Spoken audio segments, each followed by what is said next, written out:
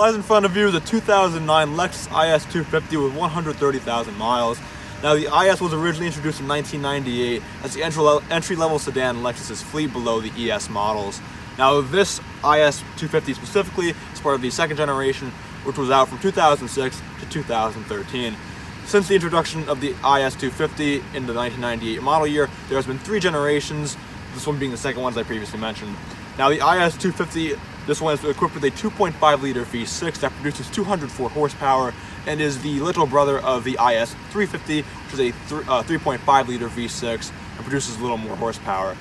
The IS 250 has since been discontinued, as the last model was produced in 2017, but the IS 350 is still in production today.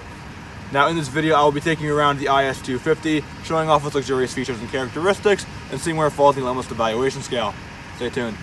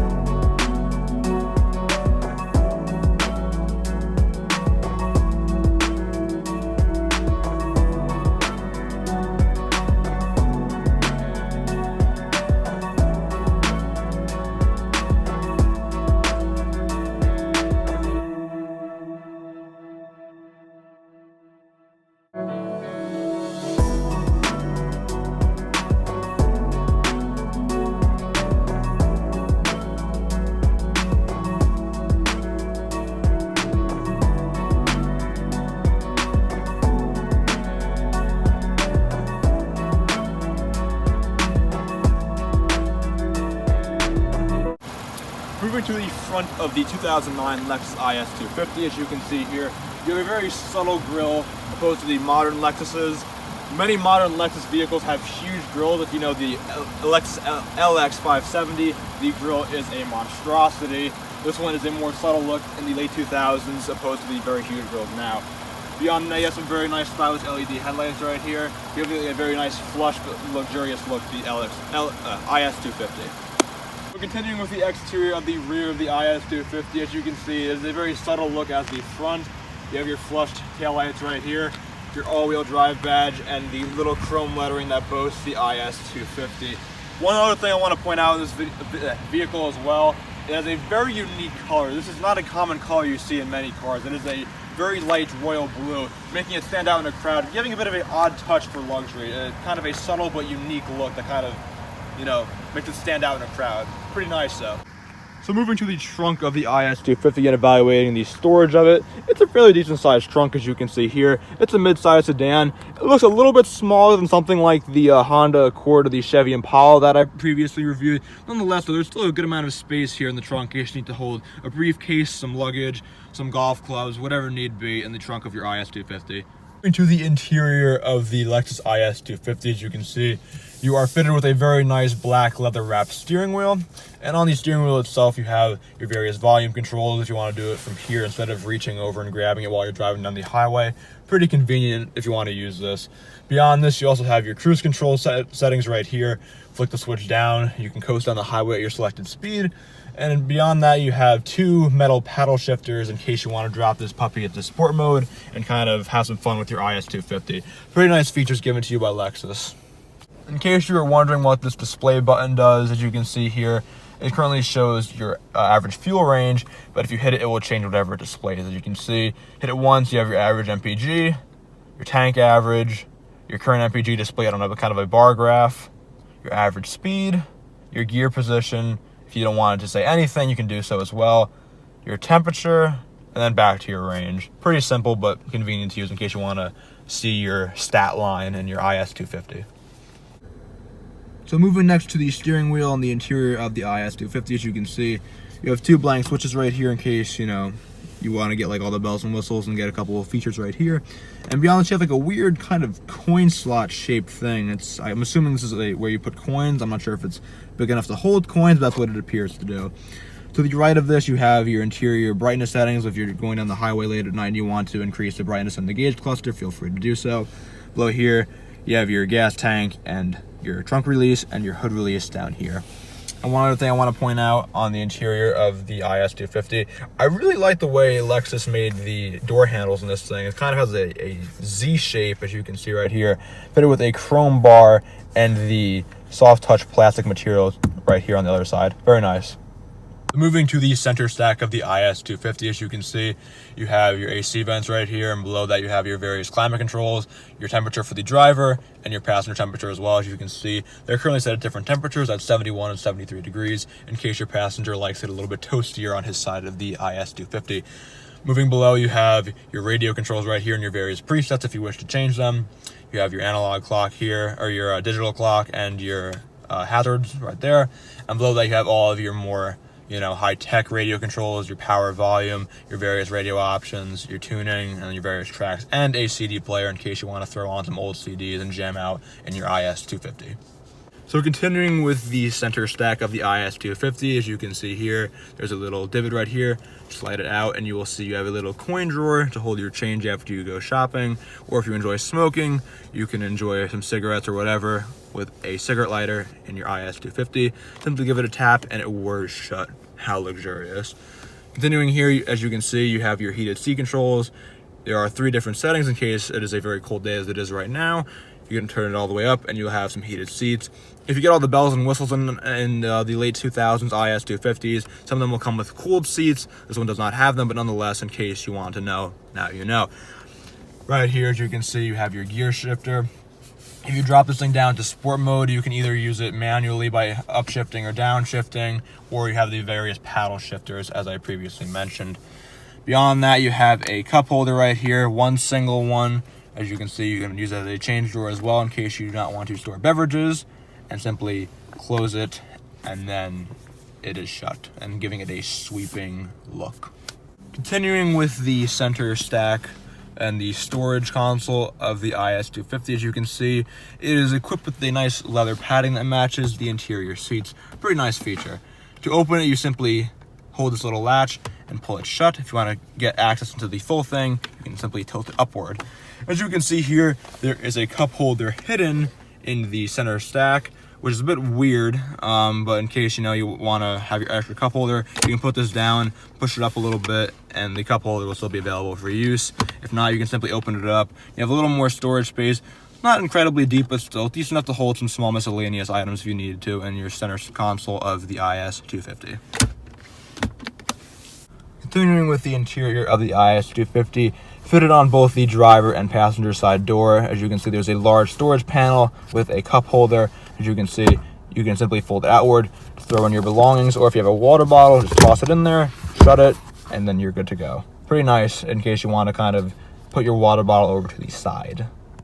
Continuing with the interior of the IS250, I'm now going to point out the comfort level of the seats. As you can see, one thing I really enjoy about this vehicle, Lexus equips you with these very bolstered seats. As you can see, there's a lot of side cushion, and it really makes you feel planted and tight in your seat. But it's a very comfortable overall. It's like high quality leather, very nice to match it with a nice luxurious flow. But as I said, if you want to go on a long road trip, you have these nice planted seats that keep you firmly in the seat. They're comfortable. There's really nice quality on Lexus's part of these seats. Moving to the rear of the IS250, as before, even in the rear seats, Lexus really equips you with these nice padded leather seats, on a lot of good side cushion. I feel very planted and firm. There's a very clear difference that you can feel in this vehicle opposed to other luxury vehicles that I've been in. It feels like a different level of comfort. It's kind of weird, but it's nice. One thing I will say that I do not like a little bit is the back seat is a little bit tight, honestly. If a driver say you have a taller driver or a passenger, there's not as much legroom in this thing as there is in the different mid-size sedans, such as, an Accord, an Impala, or anything similar of that nature, or even a G35X. Nonetheless, though, it's not bad. If you want to take some children here, and it'll do so. But if you want to take a passenger, it's not like you'll be squished like in a coupe. There's definitely more legroom than that. It's just a little tighter than I expected. Not a huge deal. Anyway, moving with the other features in this vehicle in the rear, if you hit this little slot on this foldable thing. As you can see, you have two kind of flimsy cup holders, similar to a lot of German vehicles that I've reviewed. Not the greatest quality of cup holders, but you know, if you want to put a soda, water bottle, whatever back here, it'll do the job. And then if you press the little button and fold this up, you will see this folds nicely into the position that it was formerly. You have a little storage console right here in case you want to play Yahtzee in the back of your IS250, and a little slot right here. If you have a smaller phone, like when this car came out in 2009, yeah, the iPhone and the Samsung Galaxies were a little smaller. Probably would have fit perfectly right here. My phone does not fit in this. However, if you have a smaller phone, it might fit perfectly in this little slot. Nonetheless, though, pretty nice features on Lexus's part. Pretty nice just to equip its rear seat passengers. And one other feature I want to point out in the rear of the IS250, as you can see here, you have a rear storage pocket on the driver and passenger side seats.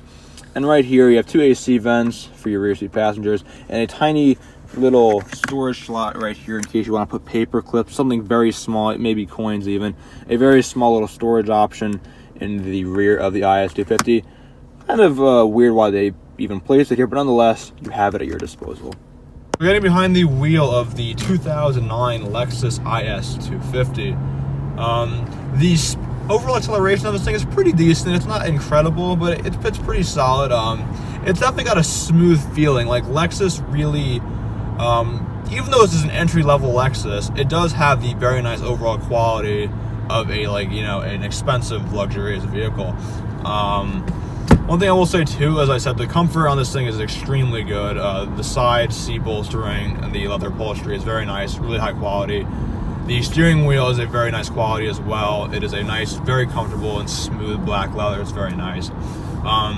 Handling feels fine. You know, as a luxury vehicle, it has that kind of firm, stronger handling opposed to something that's like a looser vehicle. My best comparison I could give you is opposed to like a Chevy Malibu or a Honda Accord. Granted, they are not luxury vehicles. However, they still have a bit of a looseness and a bit of a body roll. This thing has a bit more firmness and plantness, and it's got a little better handling. You feel more in control. This thing though, it just, one thing I will say about just like Lexus and Toyota in general, it just, they have just a very nice quality. Like, you know, it is a super reliable brand. This is the luxury counterpart of a Toyota, and it just, you can just, you recognize that, you know, it just, you feel in control. You don't have to worry about having some cheap or crappy parts. It just, you feel in control. It's got a very nice frame. It drives very nicely. It's got a smooth ride as it should. This is a luxury sedan, so, you know, you expect to have a nice smooth and suave ride. And I mean, it just got a nice quality. I mean, as I said too, it's not extremely fast as it is just a 2.5 V6. It's not as powerful as the IS350. However, it still has some kick to the puppy, you know what I mean?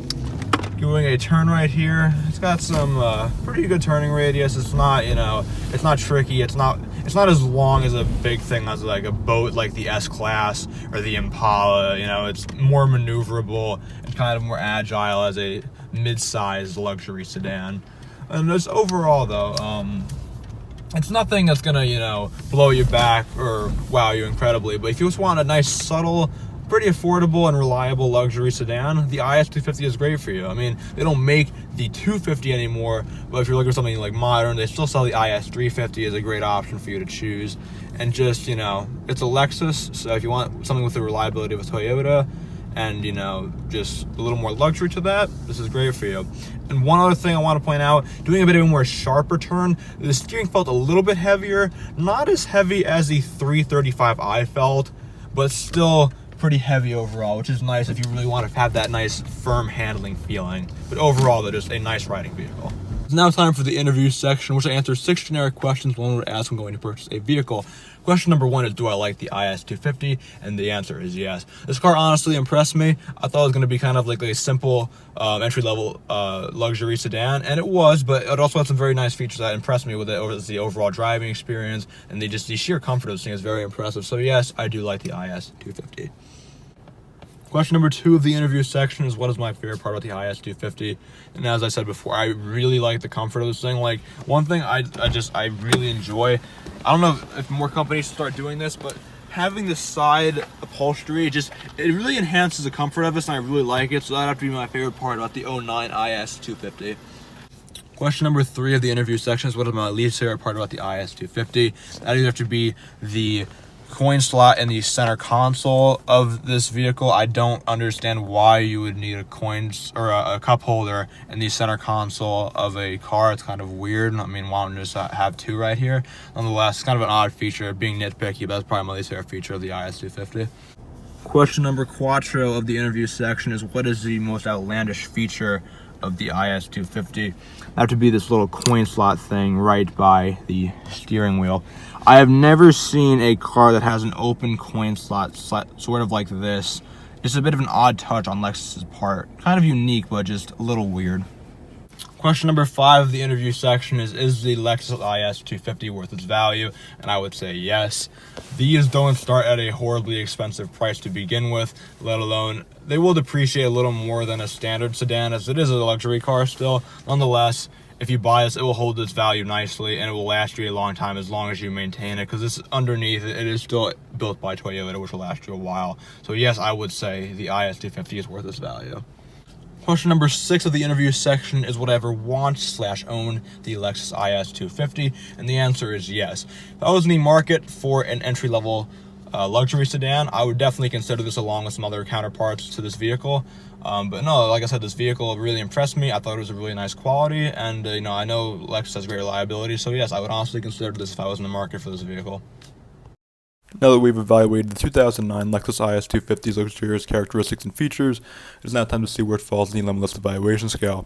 Before I begin, I'd like to thank my friend Charlie for lending me his IS 250 for the production of this video.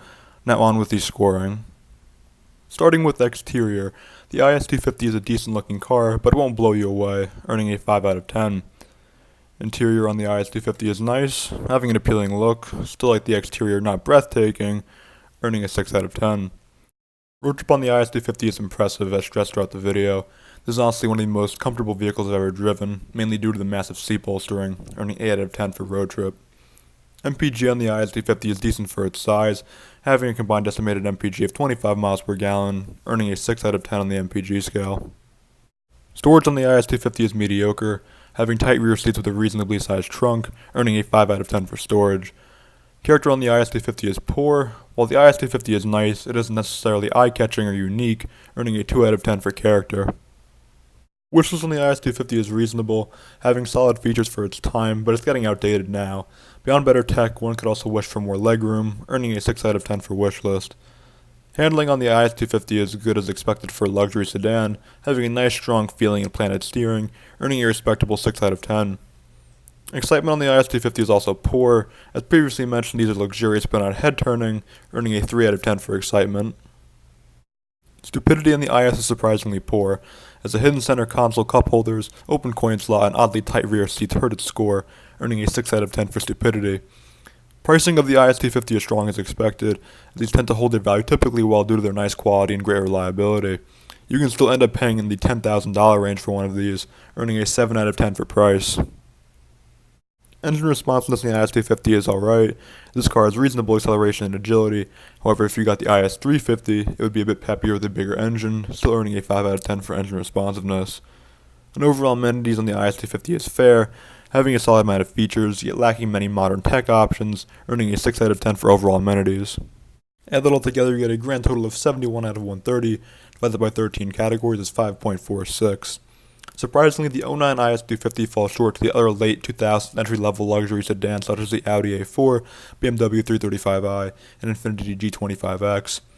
While the IS 250 is a better value and dependability, it lacks the opulence of its German competitors and lags slightly behind the G25X in terms of tech. This car reminded me a lot of the Infiniti G25X, both entry-level luxury sedans that featured a 2.5 V6 opposed to a larger 3.5, and are both later discontinued. Like the G25X, the IS 250 is subtly luxurious. It won't wow you with anything, but it's a damn good car with great quality, and if you're a simpler person who wants some luxury and not tons of tech, you'll love this car. Once again, I commend Lexus for its overall quality. There's something about it I really like this car, and despite its score, it is one of my favorite vehicles I've reviewed so far, coming from a pickup truck owner. Thanks for watching.